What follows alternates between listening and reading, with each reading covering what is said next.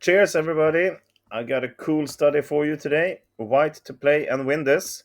We have a big problem here, and it's these two black pawns. One step away from promotion, both of them. And we have to pick a strategy here. Trying to stop them or go for a king attack. Well, maybe a combination of both. Anyway, now it's time for you to analyze this and see if you can find out the beautiful victory for white if you play the correct starting move and then move on. All right, go ahead. Here we go. Okay. Well, let's first look at the obvious. What happens if we take here? Black will promote the other one to a queen. He has a fork, I would say, between our two pieces here, so we need to get away with the check perhaps somewhere. The king moves, then we move away this bishop. And this material is equal. The king is out in the open. Black will just give perpetual checks for us. There's no way we can win this. We can probably hold the draw, and probably pretty easy also, but no way white's going to win. So this is not the correct sequence to go for.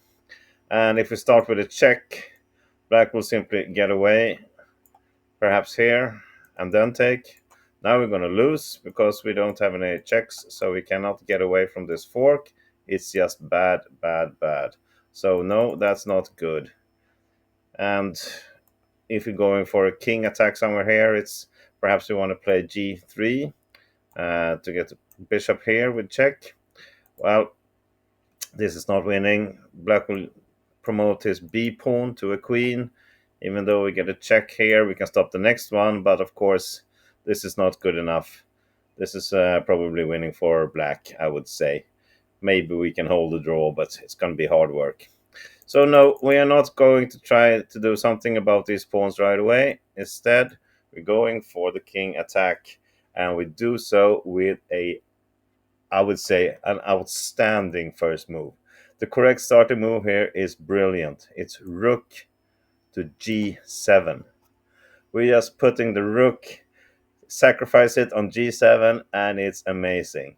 If black takes here, which is actually the best defense for black, and I will show you why later. If it does, then we can follow up with a check. King moves, we grab this one, and we control the other pawn. Black will run for this pawn. We cannot keep it, but we will just go for the other pawn. And we know that the pawn is on the a file, and we have the wrong color of the bishop here. It doesn't matter because black king is too far away. We can just block it like this, and then we run this pawn. And we can sacrifice the bishop here. If the king comes down here, it doesn't matter. So this is an easy win. Okay. And as I said, this is the best defense for black, because what happens if he ignores this and instead promotes either pawn? It doesn't matter. If he does, we have a checkmate in 2 moves with bishop e5. The king comes to f5, and we give a checkmate here with the pawn. Such a beautiful story here, I would say. So really, if he tries to escape with the king instead, well, it's not going to do him any good. We start with a pawn check. You see, the king must come back, and then we have a checkmate here with the bishop. So we're creating a mating web with only a few pieces after the first brilliant move of rook to g7. And, well, black is forced to take, but he will lose later on anyway. All right, that's this video. If you managed to find this beautiful starting move, you did good, and I'm sure you're going to show this to your friends now. Send it to everybody, see if they can find it also, because I like this a lot.